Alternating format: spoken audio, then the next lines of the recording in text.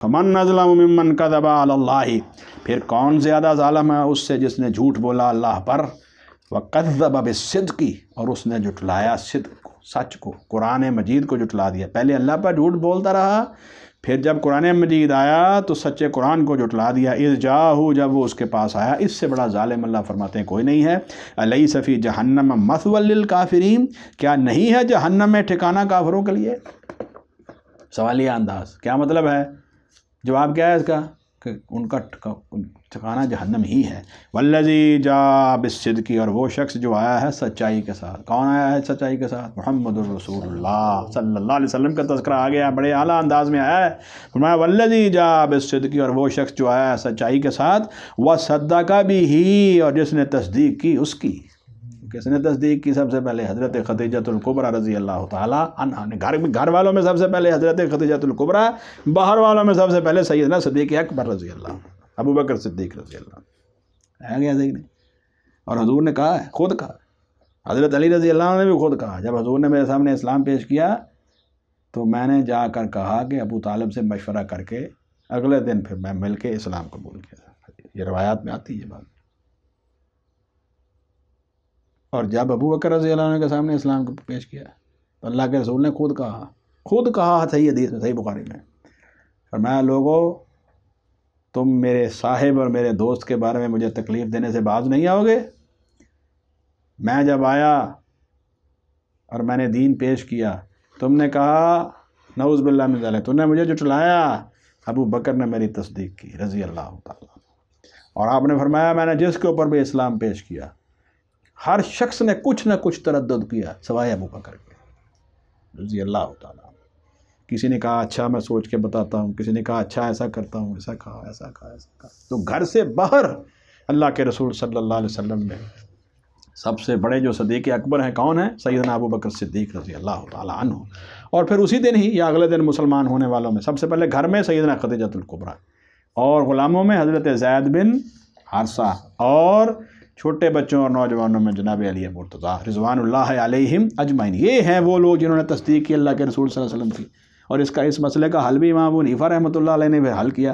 انہوں نے کہا کہ یار یہ جو ہے وہ تقدیم و تاخیر کے مسئلے میں نہ پڑو، ایسا کرو کہ یہ ہم 4 کیٹیگریز بنا لیتے ہیں، ہاں جی، بڑے مردوں میں اور بلوغ جو سمجھدار لوگ ہیں ان کے اندر صدیق اکبر، عورتوں میں خدیجۃ الکبریٰ، نوجوانوں اور بچوں میں علی مرتضیٰ، اور غلاموں میں حضرت زید بن حارثہ رضوان اللہ علیہ اجمعین۔ یہ پہلے دن ہونے والے مسلمان ہیں۔ روایات میں ایسے بھی آتا ہے کہ پہلے دن مسلمان ہوئے ہیں، ایسے بھی آتا ہے کہ اگلے دن ہوئے ہیں، لیکن ابو بکر رضی اللہ عنہ کے بارے میں صحیح حدیثوں میں آ گیا، حضور صلی اللہ علیہ وسلم نے فرمایا کہ میں نے جس پر بھی اسلام پیش کیا اس نے کچھ نہ کچھ تردد کیا سوائے ابو بکر کے رضی اللہ عنہ۔ بلکہ آپ کہتے ہوتے تھے، حضرت عائشہ رضی اللہ عنہ کو کہتے تھے اے صدیق کی بیٹی، کئی جگہ حدیثوں میں یہ الفاظ آئے ہیں۔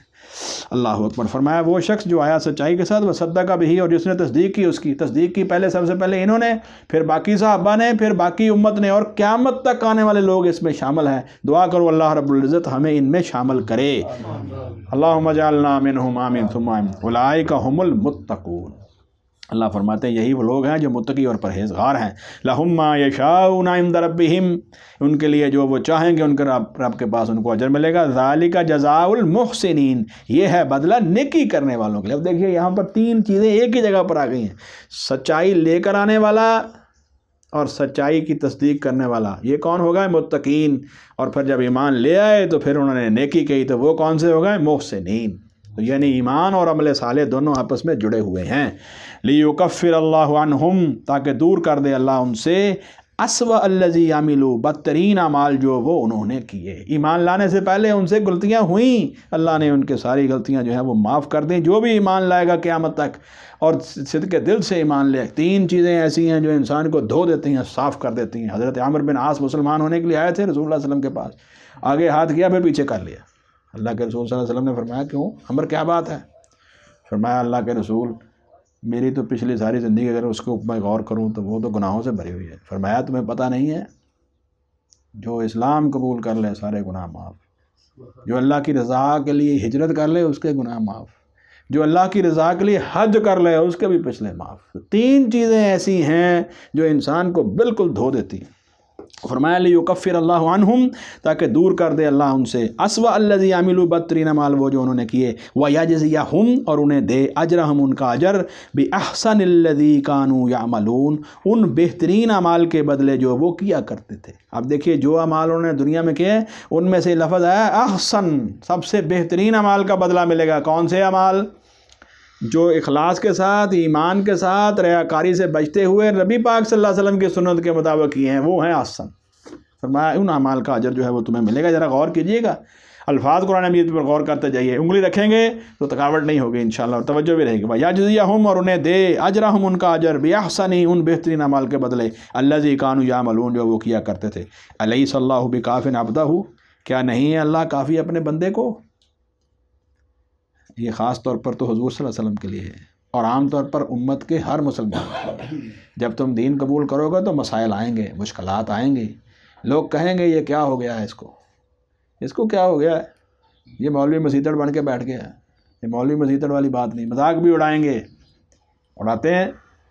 آج بھی دیکھ لیجیے جو آدمی جو ہے وہ دین پہ چلنے کی کوشش کرتا ہے اس کے ساتھ کیا سلوک ہوتا ہے معاشرے کے اندر۔ نہیں، فرمایا کیا اللہ اپنے بندے کے لیے کافی نہیں ہے؟ بالکل کافی ہے۔ جب تم چلو گے اللہ تمہاری مدد کرے گا۔ وَيُخَوِّفُونَكَ اور وہ آپ کو ڈراتے ہیں، بِالَّذِينَ مِن دُونِهِ ان لوگوں سے جو اس کو سوا ہیں۔ یہ مشرکین کیا کرتے ہیں؟ آپ کو اللہ کے سوا دوسرے مشرکین معبودوں سے ڈراتے ہیں۔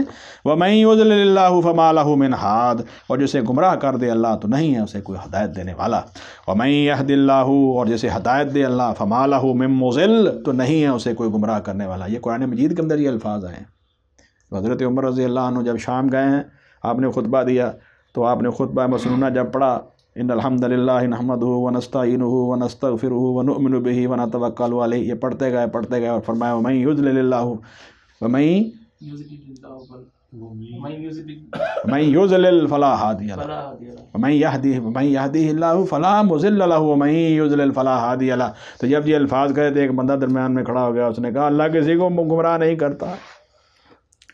تو حضرت عمر رضی اللہ عنہ نے کہا ذرا اس کو پکڑو، اور فرمایا اگر تو ہوتا مدینہ منورہ میں اور یہ بات کرتا تو پھر میں تمہارا جو ہے وہ ذرا تمہاری طبیعت صاف کرتا۔ اب تم جو ہے وہ ہو باہر کی زمین سے، یعنی یہاں پر ہو اور تمہیں دین کا فہم نہیں ہے، اور اے بے وقوف جاہل، کیا تیری وجہ سے میں اللہ کے رسول صلی اللہ علیہ وسلم کی زبان مبارک سے ادا کیے ہونے والے الفاظ جو ہیں وہ نہ ادا کروں؟ سنو ذرا بات غور سے حضرت عمر کی۔ آپ قرآن مجید کی آیت کا حوالہ بھی دے سکتے تھے کہ یہ مضمون تو قرآن مجید میں موجود ہے۔ آپ نے کیا حوالہ دیا؟ آپ نے فرمایا کہ تیرے اس اعتراض کے پیش نظر کیا میں نبی صلی اللہ علیہ وسلم کی زبان مبارک سے ادا ہونے والے الفاظ چھوڑ دوں؟ نہیں، جس کو اللہ ہدایت دے اسی کو ہدایت ملتی ہے، جسے اللہ گمراہ کر دے اسے ہدایت نہیں ملتی۔ کیا مطلب ہے؟ کہ جو اللہ کے قانون ہدایت کے مطابق چلے گا ہدایت پالے گا، جو نہیں چلے گا وہ گمراہ ہو جائے گا۔ وَمَن يُضْلِلِ اللَّهُ فَمَا لَهُ مِنْ هَادٍ وَمَن يَهْدِ اللَّهُ فَمَا لَهُ مِن مُضِلٍّ أَلَيْسَ اللَّهُ بِعَزِيزٍ ذِي انتقام، کیا نہیں ہے اللہ خوب غالب انتقام لینے والا؟ اللہ خوب غالب ہے اور انتقام لینے والا ہے۔ وَلَئِن سَأَلْتَهُمْ اور یقیناً اگر آپ ان سے پوچھیں من خلق السماوات والارض کس نے پیدا کیا آسمانوں اور زمین کو، لَيَقُولُنَّ اللَّهُ تو وہ ضرور کہیں گے اللہ نے ہمیں پیدا کیا ہے۔ کل آپ کہہ دیجئے افرأیتم بھلا دیکھو تو ما تدعون من دون اللہ جنہیں تم پکارتے ہو اللہ کے سوا، اور دیکھو تم جب کہتے ہو کہ زمین اور آسمان کا خالق وہ ہے تو پھر مالک بھی وہی ہے، پھر رب بھی وہی ہے، پھر تمہارے نفع اور نقصان کا مالک بھی وہی ہے، تو پھر تم ادھر ادھر کیوں جا رہے ہو؟ کل افرأیتم ما تدعون من دون اللہ آپ کہہ دیجئے بھلا دیکھو تو جنہیں تم پکارتے ہو اللہ کے سوا جن کی عبادت کرتے ہو، ان ارادنی اللہ بضر اگر ارادہ کرے میرے حق میں کسی تکلیف کا۔ حضور فرماتے ہیں صلی اللہ علیہ وسلم اگر اللہ ہی ارادہ کر لے کہ محمد رسول اللہ صلی اللہ علیہ وسلم پر کوئی پریشانی آنی ہے، حل ہن کاشفات ضرہ تو کیا وہ دور کر سکتے ہیں اس کی دی ہوئی تکلیف کو؟ یہ جو تمہارے معبودان باطل ہیں جن کے لیے تم نظر نیازیں چڑھاتے ہو اور قربانیاں دیتے ہو، یہ اس تکلیف کو دور کر سکتے ہیں؟ نہیں کر سکتے۔ او ارادنی برحمتن یا وہ ارادہ کرے میرے حق میں کسی رحمت کا، اللہ میرے لیے کسی رحمت اور خیر کا ارادہ کر لے، حل ہن ممسکات رحمتی ہی تو کیا وہ روک سکتے ہیں اس کی رحمت کو؟ کوئی دنیا میں کسی کی طاقت ہے کہ اللہ کسی کے ساتھ بھلائی اور خیر کا ارادہ کرے اور کوئی اس کو نقصان پہنچا دے؟ اور اللہ کسی کو جو ہے وہ کسی آزمائش میں ڈالنا چاہے اور کوئی اس کو بچا لے؟ کسی میں طاقت ہے؟ نہیں۔ کل آپ کہہ دیجئے حسبی اللہ مجھے اللہ ہی کافی ہے۔ یہ ہے جب دین کے راستے کے اوپر آپ چلیں گے تو پھر اللہ تعالیٰ کی پناہ میں آئیے، اللہ کی مدد کو اپنے لیے کافی سمجھیے۔ کل حسبی اللہ، آپ کہہ دیجئے مجھے کافی ہے اللہ، علیہ یتوکل المتوکلون، اور اسی پر بھروسہ کرتے ہیں بھروسہ کرنے والے، اسی پر بھروسہ کرنا چاہیے۔ کل آپ کہہ دیجئے صلی اللہ علیہ وسلم، یا قومی، ہے میری قوم، اعملوا علی مکانتکم، تم اپنے جگہ پر عمل کرو، انی عاملون، بے شک میں بھی عمل کرنے والا ہوں، فسوف تعلمون، پھر جلدی تمہیں پتہ چل جائے گا انجام کس کا اچھا ہوا کس کا برا ہوا۔ دنیا میں بھی اللہ نے دکھا دیا، سب سے پہلے تو بدر میں صفائی ہو گئی بڑے بڑے قریش کے سرداروں کی، اور جو آخرت کی صفائی ہے وہ تو بالکل واضح ہے۔ من یأتیہ عذاب یخزیہ، کون ہے کہ اس کے پاس آتا ہے ایسا عذاب، یخزیہ، جو اسے رسوا کر دے گا، ویحل علیہ، اور اترے گا اس پر، عذاب مقیم، ہمیشہ رہنے والا عذاب۔ دونوں عذاب کافروں کے اوپر آئے، مشرکین کے اوپر دونوں عذاب آئے، پہلا حصہ بھی آیا دوسرا بھی آیا۔ پہلا کیا ہے؟ من یأتیہ عذاب یخزیہ، یہ تو ہو گیا دنیا میں، ویحل علیہ عذاب مقیم، ہمیشہ رہنے والا، وہ آئے گا آخرت۔ انا انزلنا علیک الکتاب للناس بالحق، بلا شبہ ہم نے نازل کی آپ پر یہ کتاب لوگوں کے لیے حق کے ساتھ، فمن اہتدی، پھر جس نے ہدایت پائی، فلنفسہ، تو وہ اپنے ہی لیے ہدایت پائی ہے، جو قبول کرے گا اپنا ہی فائدہ کرے گا، ومن ضل، اور جو گمراہ ہوا، فانما یضل علیہا، تو بس وہ گمراہ ہوتا ہے اپنے ہی نقصان کے لیے، اپنے ہی آپ کو نقصان پہنچانے کے لیے گمراہ ہوتا ہے، چھوڑتا ہے۔ وما انت علیہم بوکیل، آپ ان کے اوپر کو ذمہ دار نہیں ہیں، آپ کا کام ہے بات کو پہنچا دینا، آپ نے پہنچا دی ہے۔ اب اللہ کے رسول صلی اللہ علیہ وسلم کے لیے یہ آیت کیوں خاص طور پر نازل کی؟ اس لیے کی ہے کہ رسول اللہ صلی اللہ علیہ وسلم لوگوں کے انکار کی وجہ سے جب وہ قبول نہیں کرتے تھے تو آپ پریشان ہو جاتے تھے۔ ایک تو یہ پریشانی تھی کہ یہ جہنم کی طرف جا رہے ہیں، اور دوسری آپ کے دل میں یہ خیال آتا تھا کہ شاید پتہ نہیں بات میں نے صحیح طرح نہیں پہنچائی، حالانکہ آپ نے تو بات پہنچانے کا حق ادا کر دیا۔ تو اللہ تعالیٰ نے آپ کو تسلی دی ہے کہ آپ کوئی ذمہ دار نہیں ہیں، ان کے اوپر کوئی دروغہ نہیں ہے کہ زبردستی ان کو ہدایت پر لے آئیں، یہ جو ہے وہ جو لائے گا اس کا اپنا فائدہ ہے، جو نہیں آئے گا اس کا اپنا نقصان ہے۔ اللہ یتوفی الانفس حین موتہا، بڑی نشانی ہے ہدایت کی طرف آنے کے لیے، سب سے بڑی نشانی ہے قیامت کو ماننے کے لیے، سب سے بڑی نشانی آگے آ رہی ہے۔ یہ سنیے کہ جب انسان کیا کہتے سوتا ہے اور اٹھتا ہے، یہی اس کے لیے بہت بڑی نشانی ہے کہ اس نے مرنا ہے پھر اٹھنا بھی ہے۔ اللہ یتوفی الانفس حین موتہا، اللہ ہی قبض کرتا ہے جانوں کو ان کی موت کے وقت۔ سنیے ذرا بات، واللتی، اور ان جانوں کو بھی جو لم تمت فی منامہا، جو ان کی نیند کے وقت میں نہیں مری۔ جو موت آتی ہے اس وقت بھی جانیں اللہ ہی قبض کرتا ہے، اور ان لوگوں کی جانیں بھی اللہ ہی قبض کرتا ہے جو سو جاتے ہیں لیکن مرتے نہیں ہیں۔ کیا مطلب ہے؟ نیند کے اندر بھی آپ نے دیکھا نا، بندہ مردہ ہی پڑا ہوتا ہے۔ فرمایا پھر کیا ہوتا ہے؟ فیمسک التی قضا علیہ الموت، پھر وہ روک لیتا ہے اس روح کو اس نے فیصلہ کر دیا اس پر موت کا۔ ایک آدمی سویا اور سونے کے بعد دوبارہ اٹھا ہی نہیں، اور پھر ویرسل الاخری، اور وہ بھیج دیتا ہے دوسری سونے والی کی جان کو، وہ صبح کو اٹھ جاتا ہے۔ اس لیے حضور نے فرمایا یہ دعا کیا کرو، الحمدللہ الذی احیانا بعد ما اماتنا والیہ النشور۔ اللہ کا شکر ہے، صبح اٹھو تو یہ دعا کرو، اللہ کا شکر ہے، اللہ تو نے جو ہے وہ ہمیں، اس ذات باری کا شکر ہے جس نے مجھے زندہ کیا، جس نے مجھے دوبارہ جو ہے وہ احیانا ہمیں زندہ کیا، بعد ما اماتنا، ہماری موت کے بعد۔ یہاں موت کا لفظ کس معنوں میں ہے؟ نیند کے معنوں میں، نیند کے معنوں میں، وَإِلَيْهِ النُّشُورُ، اور اسی کی طرف ہمیں لوٹ کر جانا ہے۔ تو فرمایا یہ بہت بڑی نشانی ہے اس بات کے اوپر جو قیامت کے منکر ہیں، ہر روز سوتے ہو، ہر روز اٹھتے ہو، اسی طرح تم اٹھو گے۔ فَيُمْسِكُ الَّتِي قَضَىٰ عَلَيْهَا الْمَوْتَ، پھر وہ روک لیتا ہے اس روح کو، اس جان کو، کہ اس نے فیصلہ کر دیا اس پر موت کا۔ یہ ہمارے بہت قریبی دوست تھے ظفر صاحب، اللہ تعالیٰ ان کی مغفرت فرمائے۔ ان کی والدہ محترمہ اسی طرح ہی ہے، فجر کی نماز پڑھ کے لیٹے، ان کے والد صاحب کو کہنے لگے کہ جب یہ ناشتے کا میں بنا دوں گا، اب میں اٹھ جاؤں، ناشتے کے لیے آپ مجھے اٹھا دیجیے گا۔ 8 ساڑھے 8 بجے جو ہے وہ بڑی نیک اور تہجد گزار خاتون تھی، جب ان کو اٹھائے گا تو فوت ہو گئی تھی۔ فَيُمْسِكُ الَّتِي قَضَىٰ عَلَيْهَا الْمَوْتَ، پھر وہ روک لیتا ہے اس روح کو کہ اس نے فیصلہ کر دیا اس پر موت کا۔ اور حضرت ابو بکر صدیق رضی اللہ عنہ کے ایک لڑکے، حضرت عائشہ صدیقہ رضی اللہ عنہ کے بھائی عبد الرحمن بن ابی بکر جو ہیں وہ بھی اس طرح فوت ہوئے تھے، سو گئے اور پھر اٹھے ہی نہیں۔ تو سیدہ عائشہ صدیقہ رضی اللہ عنہ ان کے لیے اپنی موت تک، جب تک حضرت عائشہ خود فوت تھی، ان کے لیے صدقہ کرتی رہی، ان کے لیے غلام آزاد کرتی رہی ہیں کہ پتہ نہیں میرا بھائی جو ہے اس کے آخری لمحات میں اس نے توبہ کی بھی ہے کہ نہیں کی۔ حالانکہ صحابہ میں سے تھے حضرت عبد الرحمن بن ابی بکر صدیق رضی اللہ عنہ، اور حضرت عائشہ اس کے اس انجام کے اوپر اتنی فکر مند تھیں کہ ساری زندگی اس کی طرف سے جو ہے وہ صدقہ کرتے ہیں۔ اللہ اکبر، یہ ہے اہل ایمان کا اور ڈرنے والوں کا جو ہے وہ رویہ۔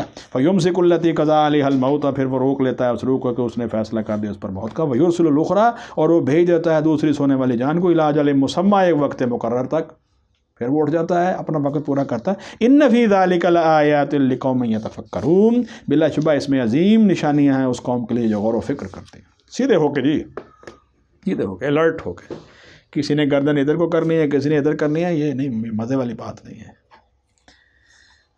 ان فی ذلک لآیات لقوم یتفکرون، بلا شبہ اس میں یقیناً عظیم نشانیاں اس قوم کے لیے جو غور و فکر کرتے ہیں۔ ام اتخذوا من دون اللہ شفعاء، کیا انہوں نے بنائے ہیں اللہ کے سوا سفارشی؟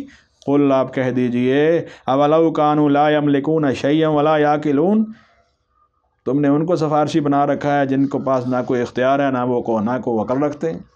قل، آپ کہہ دیجیے، اولو کانوا، کیا اگرچہ کانوا لا یملکون شیئا، ان کے پاس کسی چیز کا اختیار بھی نہیں ہے، ولا یعقلون، وہ عقل بھی نہیں رکھتے، اب تم ایسے جو ہے وہ معبودوں کو اور ایسے بتوں کو جو ہے وہ پکار رہے ہو اللہ کے سامنے اور سفارشی بناتے ہو۔ قل، آپ کہہ دیجیے، للہ الشفاعۃ جمیعا، یہ رد ہو گیا ہے ہر مشرک کا، مشرکانہ عقیدوں کا، چاہے وہ یہود میں ہو، چاہے وہ نصارہ میں ہو، چاہے ہماری اس امت میں ہو، چاہے کسی اور میں ہو، اصل سفارش تو اللہ تعالیٰ کے پاس۔ اللہ تعالیٰ اپنے نیک بندے، اولیاء، صالحین، انبیاء، فرشتوں، سب کو سفارش کے لیے کہیں گے، لیکن کہیں گے، جس کو کہیں گے سفارش وہی کر سکے گا، اور جس کے لیے کہیں گے اس کے لیے وہ سفارش کرے گا، اور سفارش بھی صحیح کرے گا، بلکہ سفارش تو قرآن مجید بھی کرے گا، سفارش تو یہ قرآن مجید پڑھنے والا حافظ بھی کرتا ہے کہ نہیں؟ صحیح حدیثوں میں یہ بات آتی ہے۔ تو امت کے، اور ہم بھی سفارش کر رہے ہیں دنیا کے اندر ایک دوسرے کے لیے، کیا کرتے ہیں یہ عاطف صاحب؟ دعا نہیں کرتے ہم ایک دوسرے کے لیے؟ وہ کہتے نہیں بھائی ہمیں بھی دعاؤں میں یاد رکھیے گا،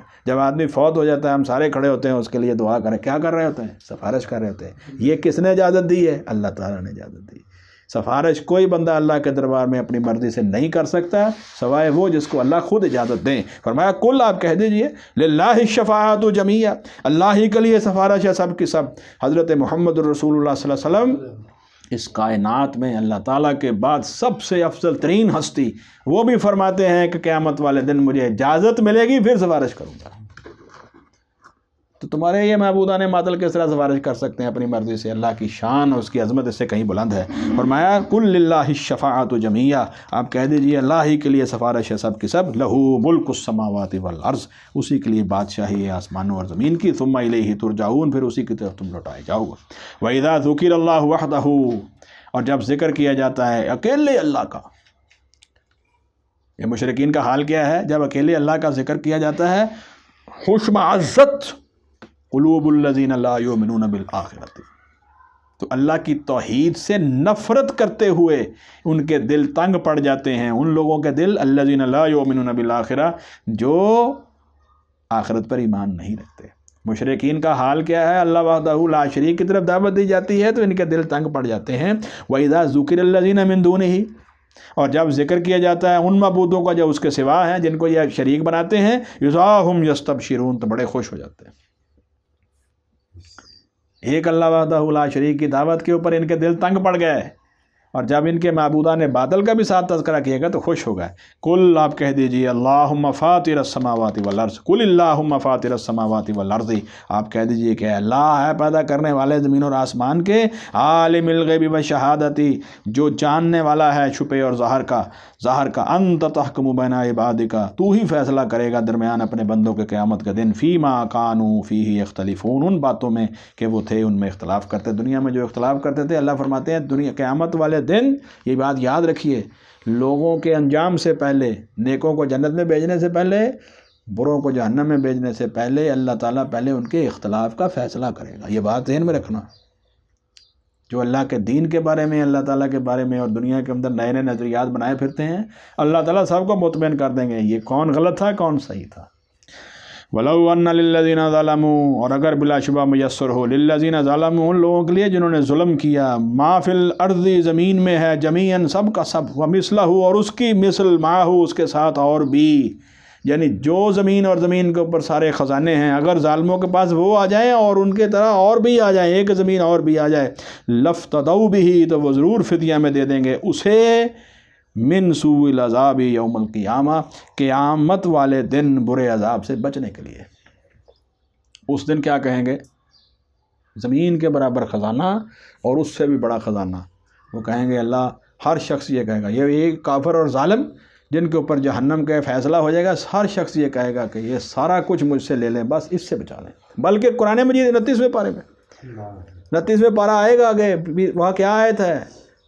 میرے ماں باپ، میرے رشتہ دار، میری اولاد، سارا جہان جہنم میں دھوک دے، بس مجھے بچا لو۔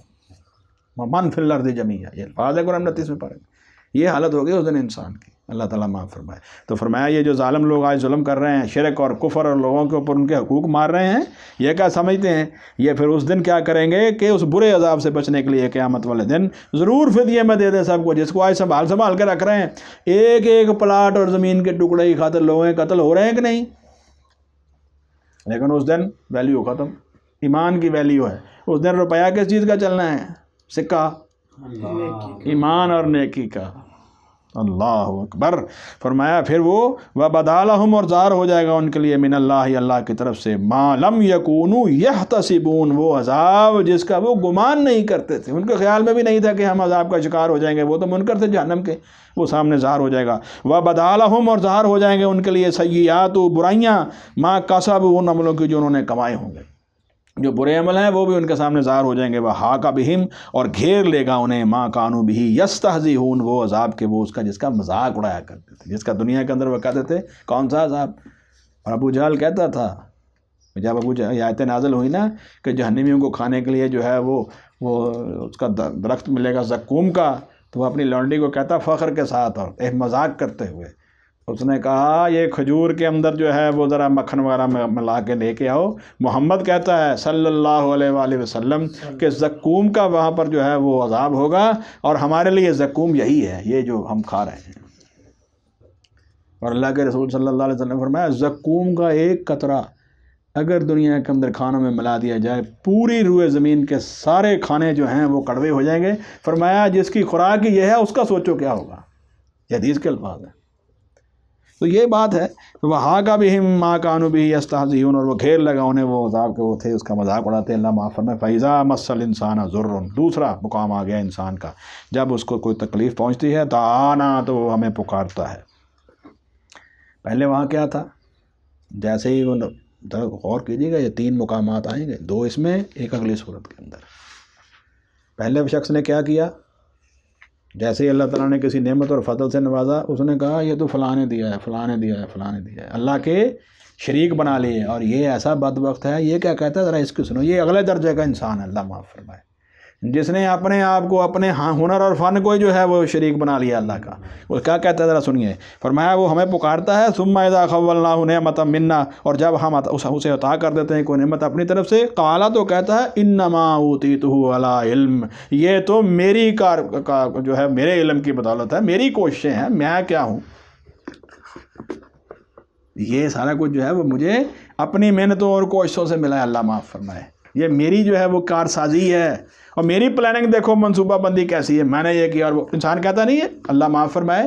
یہ جاہلیت کی علامت ہے، اور یہ قارون نے بھی کہا تھا، جب نیک لوگوں نے کہا بھائی یہ کیا کر رہے ہو، ان غریبوں کا بھی کوئی سوچو، تو وہ کیا کہتا تھا کہ یہ سارا کچھ مجھے میرے علم کی بدولت ملا ہے، یہی انسان ہے۔ یہ کیا کہتا ہے قال انما اوتیتہ علی علم، مجھے تو یہ دی گئی ہے میرے علم کی بدولت۔ اللہ فرماتے ہیں نہیں، بل ہی فتنۃ، نہیں بلکہ یہ تو آزمائش ہے، یہ تو تمہیں دے کے آزمایا جا رہا ہے، اس سے لے کر آزمایا جا رہا ہے کہ دونوں صحیح رہتے ہیں کہ نہیں، یہ آزمائش ہے۔ وَلَٰكِنَّ أَكْثَرَهُمْ لَا يَعْلَمُونَ، اور لیکن اکثر لوگ جو ہیں وہ اس حقیقت کو نہیں جانتے۔ اگر جانتے مال صحیح خرچ کرتے، اگر جانتے تو غریب چوری نہ کرتا۔ اس نے مال اڑایا کیونکہ اس نے اس کو آزمائش نہیں سمجھا، اور اس نے اپنی غربت کا بہانہ بنا کے نعوذ باللہ میں چوری ڈاکے شروع کر دیے، نعوذ باللہ میں، وہ بھی فتنے کے اندر آزمائش میں پڑ گیا۔ اللہ تعالیٰ ہمیں ایسی آزمائشوں سے بچائے۔ فرمایا بل ہی فتنۃ، نہیں بلکہ وہ تو ایک آزمائش ہے، ولیکن اکثرہم لا یعلمون، لیکن ان میں سے اکثر اس بات کو نہیں جانتے۔ قد قال الذین من قبلہم، توجہ ہے طاہر بھائی، قد قال الذین من قبلہم، تحقیق یہی بات کہی تھی ان لوگوں نے بھی جو ان سے پہلے ہوئے، فما اغنی عنہم ما کانوا یکسبون، پھر کام نہ آیا ان کے وہ جو وہ کماتے تھے، پھر ان کی کمائی ان کی پوری دنیا کی محنتیں اور ساری کی ساری ضائع ہو گئی، ایمان کے بغیر گئے، جو کچھ جان نیکی کی تھی سب ختم ہو گئی، کچھ بھی وہاں نہیں ہوا۔ فَأَصْحَابَهُمْ چنانچہ انہیں پہنچی سیئات برائیاں ما کسب جو انہوں نے کمائی تھی، جو انہوں نے برائیاں کمائی وہ تو ان کو پہنچی، وَالَّذِينَ ظَلَمُوا مِنْ هَؤُلَاءِ اور وہ لوگ جنہوں نے ظلم کیا ان میں سے، سَيُصِيبُهُمْ سَيِّئَاتُ مَا كَسَبُوا ان قریب انہیں پہنچیں گی برائیاں ان کی جو انہوں نے کمائے ہوں گے، جو پہلے لوگوں نے کمائی کی ان کو وہ پہنچ گئی، اور یہ جو آپ کے سامنے انکار کر کے کر رہے ہیں ہاؤلائی یعنی یہ مکہ والے اور مشرکین، یا وہ لوگ جن کو یہ قرآن کی دعوت پیش کی جا رہی ہے اور وہ انکار کر رہے ہیں، ان کو بھی پہنچ جائیں گی برائیاں ان کی جو انہوں نے کمائے ہوں گے، وما ہم بمعجزین اور وہ نہیں ہیں عاجز کرنے والے اللہ تعالیٰ کے سامنے، وہ ان کی کوئی حیثیت نہیں ہوگی۔ اولم یا معجزین کیا ہے؟ یعنی اللہ کے عذاب سے بچ نہیں سکیں گے۔ اولم یعلموا اور کیا انہوں نے نہیں جانا؟ اب یہ بات آ گئی بڑی زبردست، یہ قرآن مجید کے اندر یہ مضمون میرا خیال یہاں پہنچتے پہنچتے وہ کئی دفعہ ریپیٹ ہو گیا ہے۔ اصل حقیقت یہ ہے اولم یعلموا اور کیا انہوں نے نہیں جانا ان اللہ یبسط الرزق لمن یشاء اور بلا شبہ اللہ کشادہ کرتا ہے رزق جس کے لیے وہ چاہے، ویقدر اور تنگ کر دیتا ہے جس کے لیے چاہے۔ کوشش کرنا تمہارے اوپر فرض ہے، اس کوشش کا نتیجہ نکالنا تمہارے اختیار میں نہیں ہے۔ اللہ جس کے لیے چاہتے ہیں اس کے لیے کوئی تھوڑی سی کوشش کرتا ہے بہت اللہ تعالیٰ اس کو دے دیتے ہیں، جو بڑی کوشش کرتا ہے اس کو کچھ نہیں ملتا۔ فرمایا یہ اللہ کا فیصلہ ہے، لیکن اس کی بنا پر جو ہے وہ یہ نہ کہو کہ مجھے میرے علم کی بدولت دیا گیا۔ ان فی ذلک لآیات لقوم یؤمنون بے شک اس میں یقیناً عظیم نشانیاں لوگوں کے لیے جو ایمان رکھتے ہیں۔